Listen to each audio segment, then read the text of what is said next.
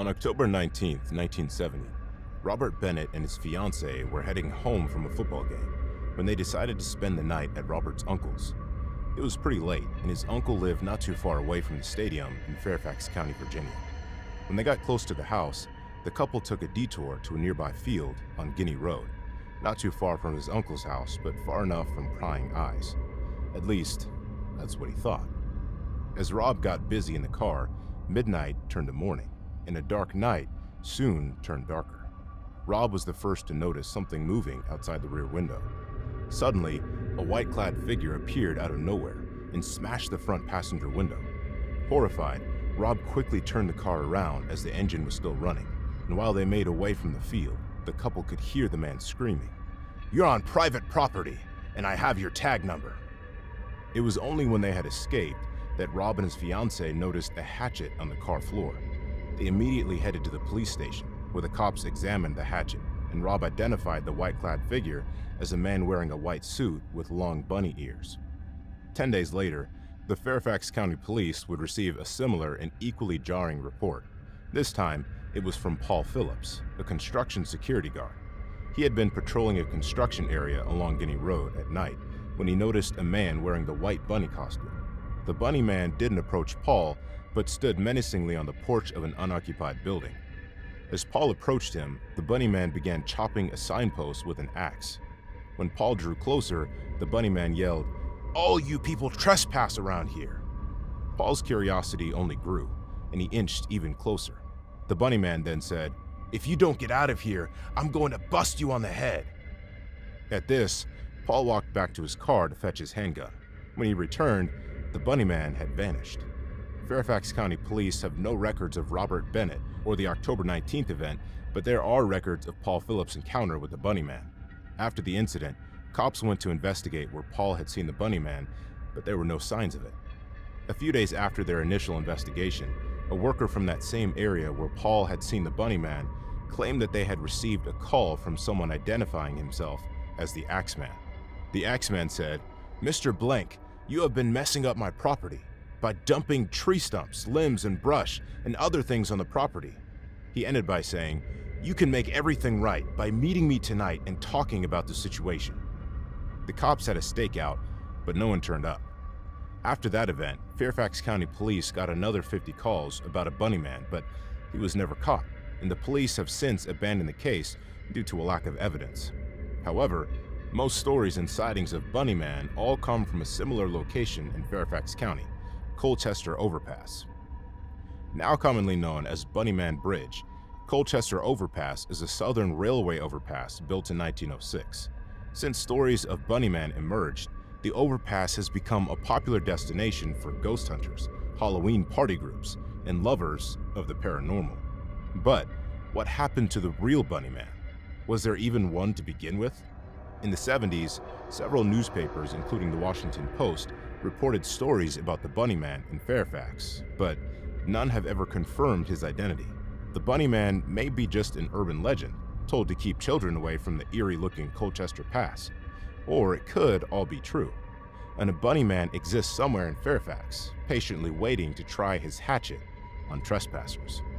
The fact that all three stories of the Bunny Man have all to do with trespassers clearly outlines his targets.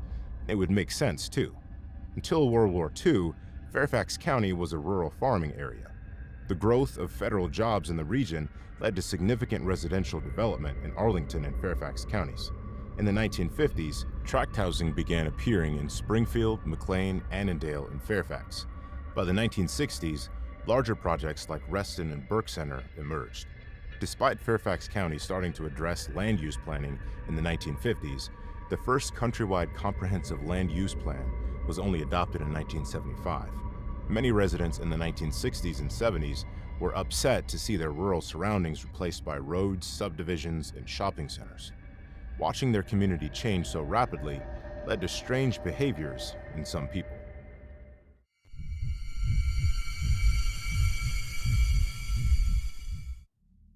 On January 30th, 1962, in a small British-run boarding school for girls, 3 students laughed at a joke.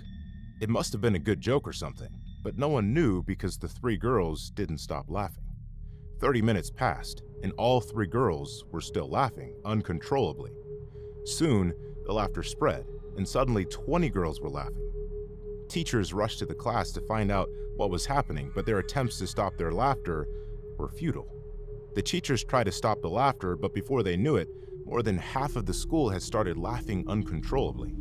They also exhibited other symptoms of restlessness, uncontrolled bouts of laughter, and then sobbing. No one understood what was going on, but they hoped it would pass. However, some girls started experiencing more worrying symptoms like pain, respiratory problems, fainting, and rashes. The situation escalated beyond the school doctor's jurisdiction, prompting experts to be called in. Psychologists, scientists, and doctors were baffled. They could not explain why almost 100 girls between 12 and 18 years old had been laughing for hours. The adults were not laughing or experiencing any symptoms, but classes couldn't continue with students laughing every other minute.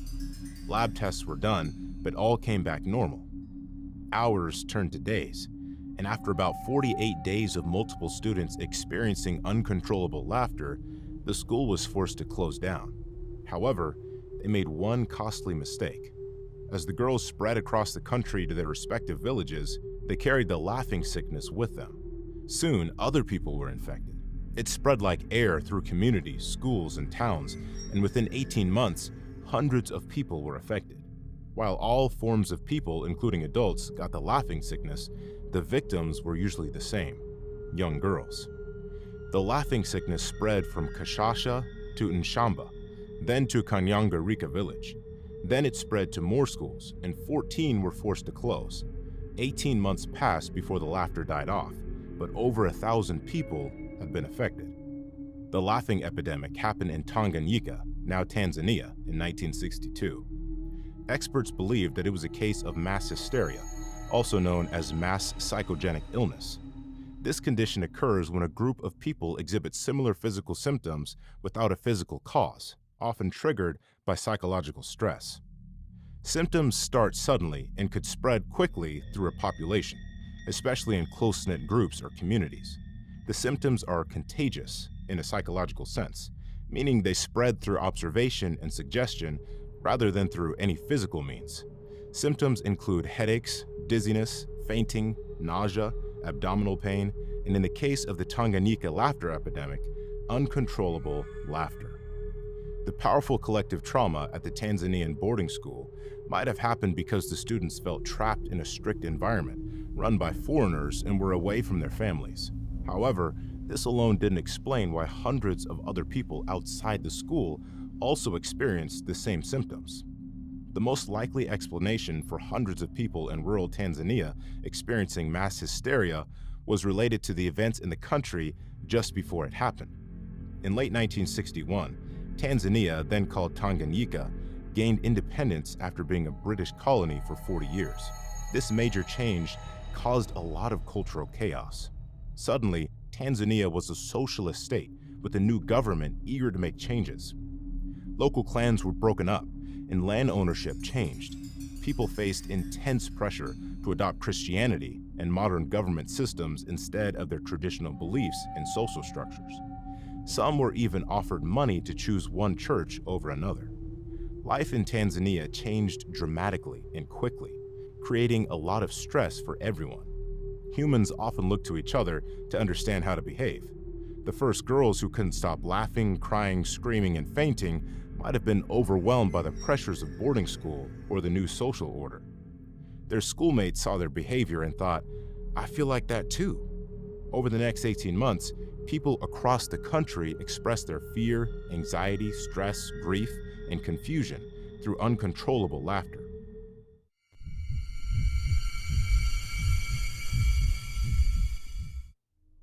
On May 31st, 1995, a young woman with a short haircut and dressed in black checked into the Oslo Plaza Hotel. Despite the hotel's status as a premier luxury establishment, she provided no credit card or identification, only paying with cash and signing in as Jennifer Fairgate. 3 days later, hotel security approached her room to request a credit card, as it had displayed a Do Not Disturb sign for 2 days. Upon knocking, the security guard heard a gunshot from within the room. The guard ran to get help, leaving the room unattended for 15 minutes. When the police arrived, they found Jennifer in bed with a bullet in her head. The gun was in her hand, and while it looked like a clear-cut case of suicide, something was off. First off, Jennifer was holding the gun in an awkward position. Her thumb was on the trigger, and there was no gunpowder residue on her hand. Secondly, when police officers looked into her luggage, they found more bullets in it, an unusual choice for someone planning to commit suicide. She had no identification with her, no passport, license, keys, cosmetics, or toiletries, except for a men's perfume. She had very few clothes, all for her upper body, and all the tags on them removed. A hotel employee mentioned she came with a man, a Lois Fairgate, registered to stay with her, but hotel staff say he vanished after they checked in. All efforts to find her family or Lois Fairgate proved futile until investigators found that Jennifer Fairgate wasn't this woman's real name. Jennifer had gone to great lengths to conceal her identity. She had given a non-existent address in Belgium and a fake profession. Even the serial number on the gun, a Browning 9mm pistol, had been removed.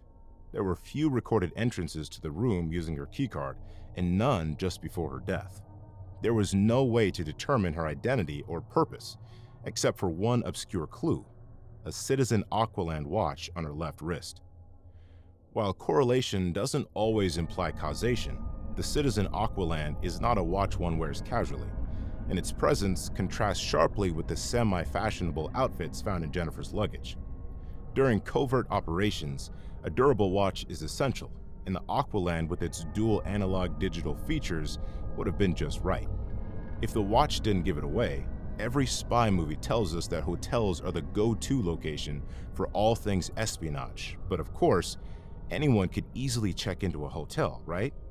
Except Jennifer's keycard logs revealed that she was absent from the room for extended periods, including a stretch of about 20 hours, and her call logs showed several conversations between her and some Belgian numbers. Another indication that Jennifer was involved in espionage is related to her clothing.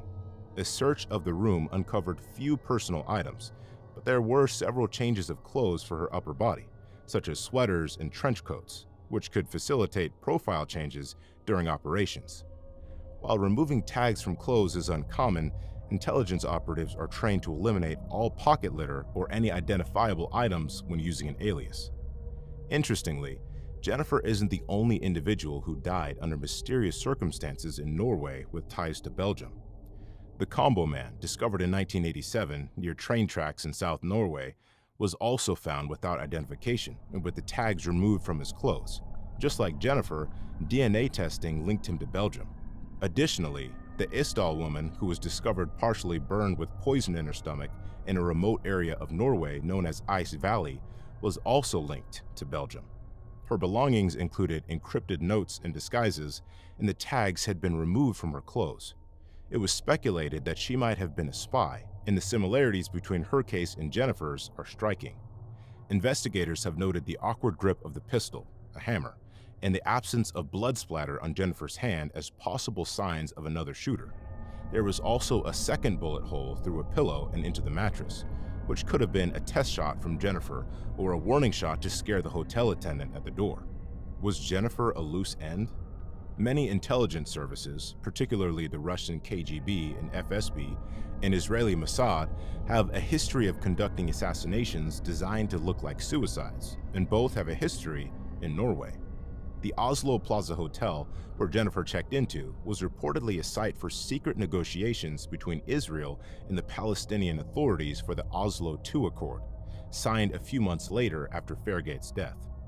Although the evidence is circumstantial, there may be a connection to this event, suggesting Fairgate might have been an Israeli operative or the target of a Mossad assassination. Mossad has a long history of deep cover operations and targeted killings. In January 2010, a team of Mossad operatives, many using European aliases, assassinated Hamas official Mahmoud al-Mabhouh in his hotel room in Dubai. They used an injection to make it appear as a natural death, locked the room from the inside, and the body wasn't discovered until the next day. While there is no direct connection between Fairgate and Israel, Mossad is well known for using dual citizens for covert and clandestine operations. Let us know what you think in the comments. And if you'd like to see more videos like this, leave a like and subscribe.